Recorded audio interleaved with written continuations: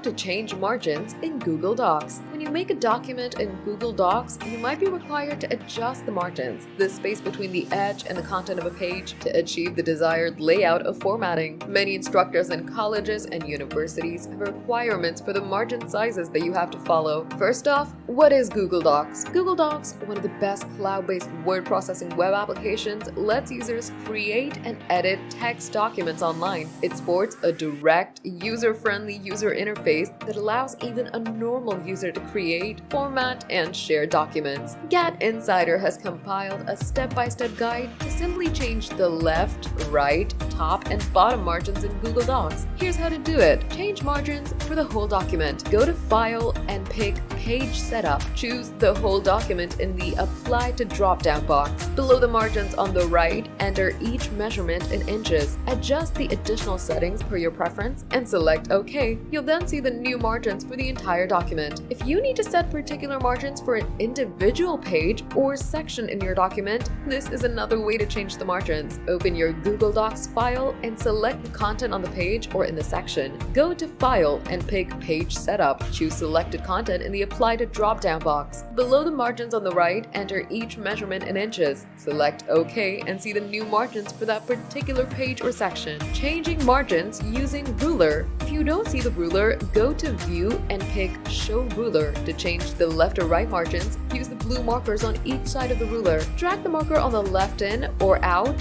for the left margin, or the one on the right for the right margin. Be cautious when adjusting the left margin, ensuring that you drag the left margin tag and not the indent tag. To change the top or bottom margins, use the bold section of the ruler on the left. Drag the top of the bold area to change the top margin, or the bold area near the bottom for the bottom margin. However, you won't see the measurement as you adjust the top or bottom margin. If you need to view the measurements you set for future reference or to make them the defaults, open File and go to Page Setup. You'll see the margin settings on the right with Set as Default at the bottom.